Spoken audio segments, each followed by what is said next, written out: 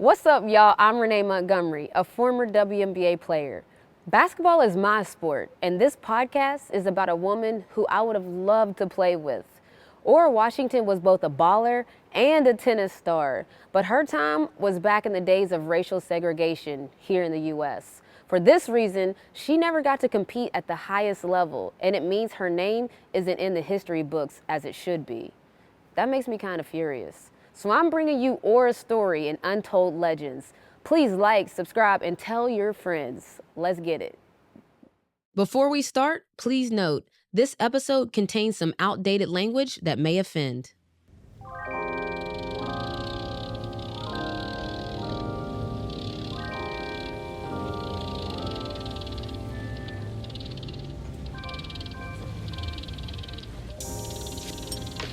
North Philadelphia's Germantown district, sometime in the early 1920s. A place where new arrivals to the city, Italian, Irish, Black American, first make their homes. The kind of area where in just a couple of blocks, you can move from the smell of calzone and stromboli from Sicilian bakeries to ham hock and candy yams from southern food joints. A neighborhood that's a long way from Caroline County, Virginia. And this morning, at the so-called colored branch of the Germantown Young Women's Christian Association, or YWCA, history is being made in the form of a lesson to another arrival from the South. All right, stop. So you're playing pretty good, but you're kind of confused which hand to use on the forehand. It's, not elegant, you know? Yes, ma'am. This is our best guess for what might have happened on that day. The teacher, Miss Rose Yancey, YWCA's much-loved fitness instructor. All right, so this time I want that elegance. This is tennis. Go again.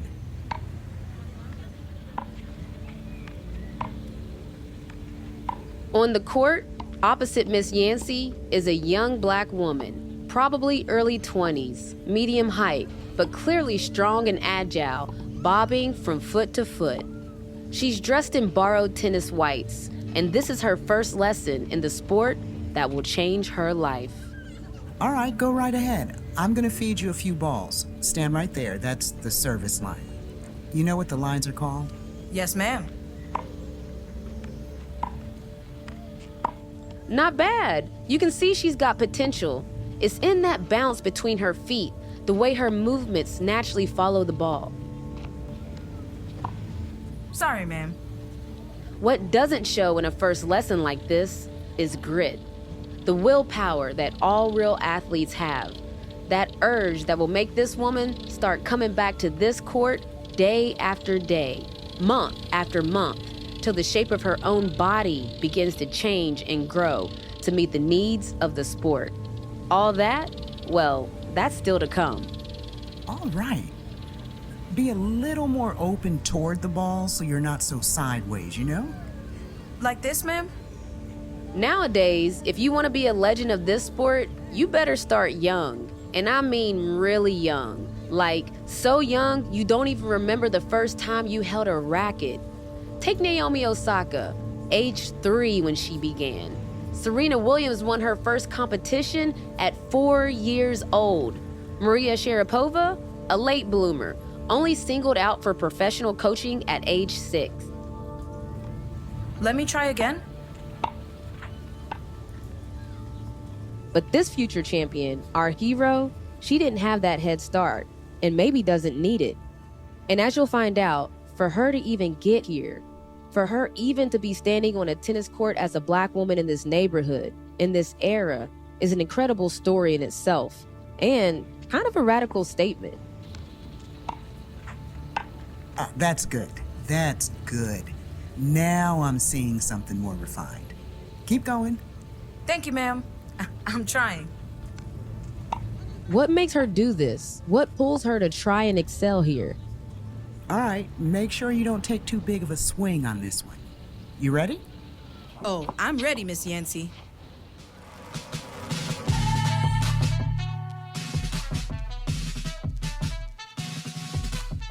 From BBC Sounds and the BBC World Service, this is Untold Legends, Aura.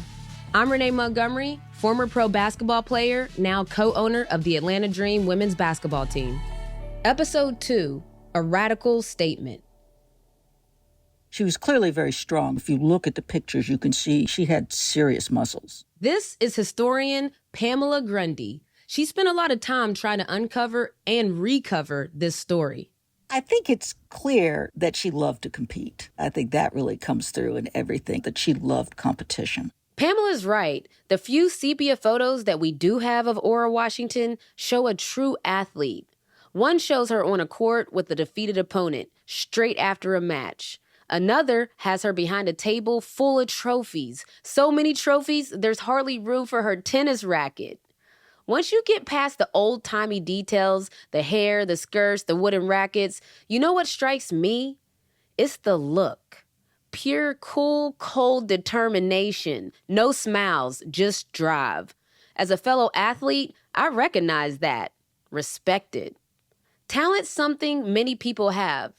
The will to shape your own talent, not so common. So how does Aura end up on a tennis court for the first time? We will probably never know some of the specifics of her story. Karen Given, a journalist who studied Aura's life. And I think that's important to acknowledge because the reason we'll never know some of the specifics of her story is racism and sexism. It's not an accident that these things weren't written down and that people weren't paying enough attention to her. It's a product of the times and a product of our society. But if you dig around, there are a few pieces of the jigsaw left behind. One puzzle piece is right here, the U.S. Census of 1920. 14th Census of the United States. State, Pennsylvania. County, Philadelphia. Supervisors, District 1. In it, we can see that by 1920, Aura has already left the South. She's listed as the younger of 2 servants working in a wealthy white home in the northern Philadelphia suburbs, making and paying her own way through city life. Name, Washington, Aura. Address, 324 Springfield Avenue. Relation of this person to the head of the house, servant. Sex, female. Color or race, black. Age at last birthday, 19 years. Actually, they got that wrong. She's more like 20 or 21. Her duties at 324 Springfield Avenue most likely include most of the cleaning and the laundry, all the more physically demanding tasks. The other servant at the same house is 3 times Aura's age, in her early 60s. I wonder what Aura thought about her new job. Did she hate it? Was it a relief after life in Virginia? Did she miss the family farm and home cooking? We don't have any surviving letters from Aura, and the few who interviewed her during her career didn't publish anything about her personal life. Wasn't considered of interest. Like Karen says, a product of the times.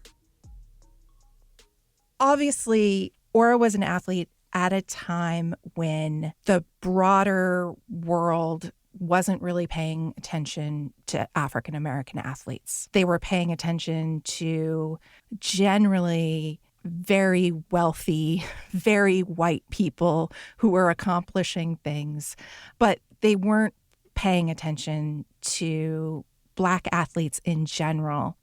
With her work at Springfield Avenue, I'm guessing Aura didn't get much free time or energy left for outside activities like sport. But somehow, at around this time, she takes a trip to the colored YWCA in Germantown and enrolls in that first tennis class. By the way, the word colored was considered a normal term at the time. You'll be hearing it a lot in this story. And Aura, she takes to those tennis classes in a big way. Begins what must be a near daily schedule of practice. Lobs, serves, backhands, forehands, making up for the 2 decades before she first hit a ball over the net. Think about that. A lot of people try out new sports at community centers then and now. Most drop them after a few sessions. A few keep going for a year or 2 until the next hobby grabs their interest. Only a very special few people are able to cross from beginner to hobby player to elite level after starting in their 20s. And anyway, at this time, sport, and tennis in particular, might not seem like a natural choice for a young working class black woman from the South. Some things are just not seen as appropriate for women. We have to consider this notion of the time period that is called the porcelain doll theory. Todd Mealy is a history professor at Dickinson College, Pennsylvania. Another of the people who have been trying to piece together Ora's story. It's this idea that women were fragile and genteel and delicate, that they couldn't run up and down the court, and that they frankly couldn't play physical sports at all. Not just couldn't, shouldn't. Don't pretend this isn't familiar, even now. And that porcelain doll theory was also part of this whole notion that women are pure and they're pious and they're submissive and they're domesticated. And how dare women want to play these physical sports.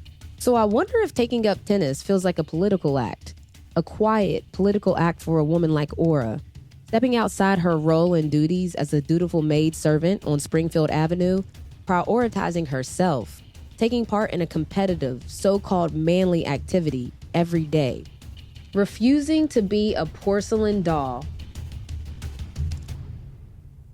And maybe in Ora's favor is another change that's happening across America. You have publicly this craving for celebrities, what we know as Hollywood has created. Radio and motion pictures are able to disseminate culture. So that increases awareness about one another. Newspapers at the time period are creating sports sections, and those sports sections profile the great athletes. Massive sports arenas, football fields are constructed during the 20s. This is the time of the first national sports heroes. The first time you could follow a team or an athlete who you had never even seen in person, just from the sports pages and the radio. The beginning of being a sports fan as we now know it. And the beginning of national and international careers for athletes as we now know them. All that starting at the same time as Ora reaches Philadelphia and signs up at the YWCA.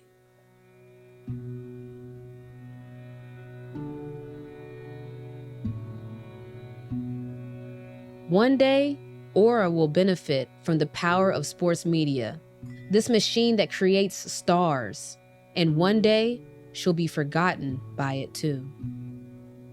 And even at this early stage, a few of the first sports celebrities are women. Not all their names are remembered today, but they broke down doors for women. I've mentioned Gertrude Ederle, a swimmer who is an Olympian, who won a gold medal and a couple bronze medals, I believe, in the 1924 Olympics, but she becomes known for swimming across the English Channel in 1926, and she did that in 14 hours and 34 minutes, faster than any man was able to accomplish that feat. It's an interesting time because the ground underneath female athleticism is shifting so quickly in this moment. Sports historian Rita Liberti of California State University. By 1919, some of the firmly entrenched Victorian ideals are really falling away. Part of the changes the world is going through. I think that while the porcelain doll ideologies and beliefs of the earliest part of the 20th century still linger, I do think they're getting chipped away. And some of that, of course, was spurred on by the fact that the world is changing around them. There are more opportunities for work, to enter education, etc. Of course, it's not that simple for everyone. But we have to be very, very mindful that is very much a white middle class understanding of what's happening in this moment. Ora Washington's world is in some ways a world apart from that porcelain doll world. One of the things that we see for Black girls and Black women in particular is that there is less barriers than we have come to understand in terms of middle-class white women. This is Amira Rose Davis. She's an assistant professor of history and African American studies at Penn State University. And she studied how Black women experience these cultural changes differently.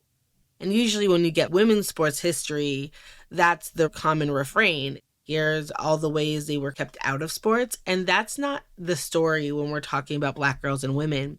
Because when it comes to sports, excellence is hard to deny. From the beginning of the 20th century, sports was seen as a really important place to argue for civil rights, to push for full citizenship, in particular because sports was a performance of meritocracy, at least in theory. And I think that in that regard, sports was a place that many Black civic and political leaders saw as an opportunity to expand and demonstrate how Black folks were fit for citizenship. And places like the Germantown YWCA, where Aura trains, are part of that. A place where Black women are encouraged to develop their talents. An arena for excellence that she wouldn't have easily found if she stayed on the farm in Virginia. Because that was the meaning of sports, it opened up opportunities for Black women to still compete in sports, because in that regard, their victories was about race pride. That's not to say that there weren't barriers for Black women in sport. There were plenty, but some of that porcelain doll pressure was reduced for us. And so the kind of prevailing notion about women being too fragile to play and concerns over their bodies and their reproduction, they were still there, but they were much more muted in the Black community. According to one source, the YWCA's fitness instructor, Rose Yancey, first encouraged Aura to take up tennis when Aura was grieving for her older sister, Georgia. Georgia died at the age of just 25 of tuberculosis. Sport as a way of playing through the grief. If that was the reason, I think it says something about the warmth and humanity that Germantown YWCA also offered at that time. You see, the Y, as it was known, wasn't just a fitness center or a hostel for Black women. In a place like Philadelphia, it offered sympathy, a human embrace, maybe even a new family to the new arrivals like Aura. A place where people knew you and knew what you might be dealing with at any time. Here's Adrienne Marie Brown, a writer and activist. She's looked at Aura's story, and particularly the idea that Aura's tennis playing started as a response to loss. I love the possibility that it was something connected to her healing process. You know, there's a beauty in that. And there's also, it makes it even more poignant that she was so excellent at it. You know, that the idea that perhaps there was something in her that was always playing for her sister, or was playing in a way that was a blessing or an offering. This might be the side of Miss Aura that you don't see in all the trophy photos. You know, that still happens so much today, where people get up and when they say thank you after they've won something, it's like, thank you to this person, you know, who I play for, who I dedicate my life to. I dedicate it to this parent or to this beloved. And there's something about the way grief mixes in with our dedication and our practice. You know, when you need to practice because you need something that gives you solid ground. And Aura might soon need solid ground, a place of refuge. There was the Jim Crow era. There was all of this oppression happening, and she was really forging a path. Philadelphia, like any northern city, could be a dangerous place for a young Black person just off the train from Virginia. Not many people know more about the history of those streets than David Young. He's a former education director at the Philadelphia History Museum. It would be a remarkable thing for a newcomer to be alone in a rapidly changing city, especially one with a fair amount of ethnic tension, evident and palpable on the streets. And he knows Germantown, where the Y was based in particular. At this time, the neighborhood was changing. And, for instance, Germantown's population of African Americans was 118 in 1860, and it was 9,000 in 1900 and grew to 20,000 in 1930. Germantown in the 20s already had a large Black population, but was also one of the areas where new immigrants from Italy, Germany, and Ireland made their homes. There was never a Black neighborhood or an Italian neighborhood. People were interspersed in Germantown and in Philadelphia. They were aware of where you could and couldn't go. But even within a relatively large neighborhood like Germantown, there would be little micro neighborhoods, and each had their own name or their own dialect or their own industries or work patterns. But of course, it wasn't all a happy melting pot. Maybe you've got an image of the North as less racist than the Jim Crow South at this time. By the 1900s, the competition for jobs was intense. The segregation of education was intense. And that's why in the 1920s you see the rise of the KKK in great numbers. Germantown had the largest membership of the KKK in the entire city as of 1928. 1,200 members in the Germantown clavern of the KKK. You could certainly see that in the 1920s in a real way. This is the area that Ora has to cross every time she goes for tennis practice.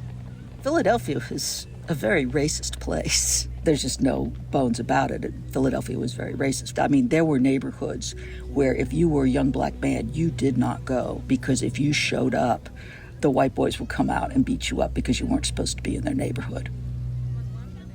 Unlike in the South, the racial rules here are sometimes unclear or can change block to block.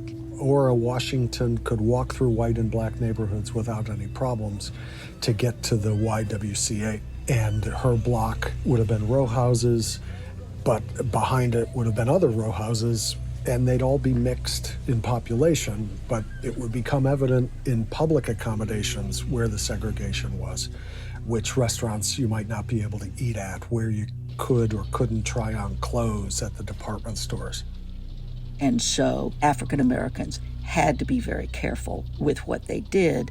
And that is why, to a degree, they built their own culture in their own neighborhoods where it was safer. Building our own culture isn't just a survival strategy. It also applies to cultural resistance, to pride. Then and now, knowing who we are as Black people and having the freedom to define what that means. People talk about the Harlem Renaissance, the great flowering of Black literature, music, philosophy, and art in 1920s New York. But you know what? Philly has always been a heartland for the culture too. Take its Black newspapers. Philadelphia Tribune, January 5th, 1924. A general survey of latest news, essential to the race. To get a flavor, try searching through old archives of the Philadelphia Tribune, America's oldest Black newspaper, still publishing now. What you find is a daily update on that community, both a village notice board and a place where the essential issues of the day are discussed from a Black perspective. Picture Ora picking up a copy on the streetcar or tram heading over to the Y for practice. These headlines are kind of typical. April 7th, 1917. Noted author assails race prejudice, says we should emulate the example set by France. Charles Edward Russell, author, praises France because the blind hatred of race prejudice is unknown there. And the sense of the Tribune acting as a community notice board would have gotten even stronger if Ora turned to the classifieds. A world of lonely just arrives from the South, and others with more airs and graces, but all looking to each other for support and hoping to be heard. The social media updates of 1921. Miss Effie Scott has returned from Pittsburgh, where she was royally entertained by Dr. and Mrs. E. Walker. Must have been nice for Miss Scott, and she wants everyone to know it. The Riverton Friends of the Reverend H.H. Thomas miss his voice at the Mount Zion AME Church. They are all sorry to part from him. Impressive to have Reverend Thomas as a close friend, but not everything is about social status. Some notes are deadly serious, life-changing. Couple would like to adopt a brown-skinned baby girl, between 2 and 4 years old. Box S, Tribune office. And even romantic. Young lady wishes to correspond with West Indian gentleman aged 30 to 45. Strictly business. Box T, Tribune office. Good luck, young lady. I'm sure he's out there. So how does all this connect to tennis, sport, and Miss Ora Washington? Well, Black newspapers like the Tribune are going to be an essential voice of support for Ora's later career when the white media was turning a blind eye. At times, they are almost our only record of her existence. But papers like the Tribune fit in another way. They're a sign that Black people in this time are ready for a new era. just like Aura, finding new ways to escape the roles given to them by white society. David Young. When people went to World War I and came back, many African Americans who had found agency as being soldiers or sailors in a fight to make the world safe for democracy came back after the war asking, well, where's my democracy? How come these Jim Crow laws are preventing me from voting or keeping me in prison for much longer than my term requires? Back on the tennis court, we don't know exactly when Aura first begins entering tennis competitions, when she moves from being a learner to a hobbyist to a competitor. There's a newspaper story that implies she first began competing in national black women's competitions in 1923. If so, that would mean that she might only have had a year or two of playing experience when she first entered a competition. I mean, that's confidence. We also have a few hints at how her style developed in those early days at the Y. One account describes a unique way of holding the racket, almost halfway up the handle. Others describe the sheer power of her volleys. Whatever she was doing, it was beginning to work. And if taking up sport was a statement for a young woman like Aura, choosing tennis was another kind of statement. A statement about class. Dr. Amira Rose Davis again. I was really interested in how certain sports had a class dynamic to it. So tennis and golf were like clubhouse sports that could make you more respectable. Whereas like say boxing was something that was, oh, that's a low class sport. For clubhouse sports, golf, tennis, you need a certain infrastructure before the match even starts. Smooth, watered grass courts, putting greens, they all take up real estate, and none of them are cheap to maintain. And there's status in that. Sports in the 20th century are infused with all different sorts of meaning as cities emerge, right? It's about urbanization and all these things. Generally for women, when we think broadly, there's more barriers to access sports, even if there's no different interest in it. But Aura's not alone in chasing this dream. As she's building up her game, finding her style and strategies on the court, other black female tennis stars are emerging at just the same time. Some with the same fire to compete and win. We'll be hearing more about some of them next time. Players like the great Lula Ballard, a few years younger than Aura, also based in Philadelphia and a formidable opponent on the court. Lula and Aura's paths will cross again and again in years to come. But even more important for Aura at this time is one rival in particular, the all-conquering Isadora Channels of Chicago, roughly the same age, but so much more experienced. 2 or 3 years before Aura even first plays tennis, Isadora has already won a trophy in Chicago, dethroning the so-called queen of black women's tennis, Mary Ann Mother Seams. She is the kind of opponent who is already being written about in the pages of the Philadelphia Tribune. As Aura prepares and trains for national stardom, it's women like Lula and Isadora who she knows she must beat and who now stand in her path. To the modern audience, Isadora Channels in the 20s was equivalent to the Serena Williams of today. Advantage, Miss Channels. Go on, Miss Washington. You got her. Untold Legends is a Stance Studios production for BBC Sounds and the BBC World Service, and I'm your host, Renee Montgomery.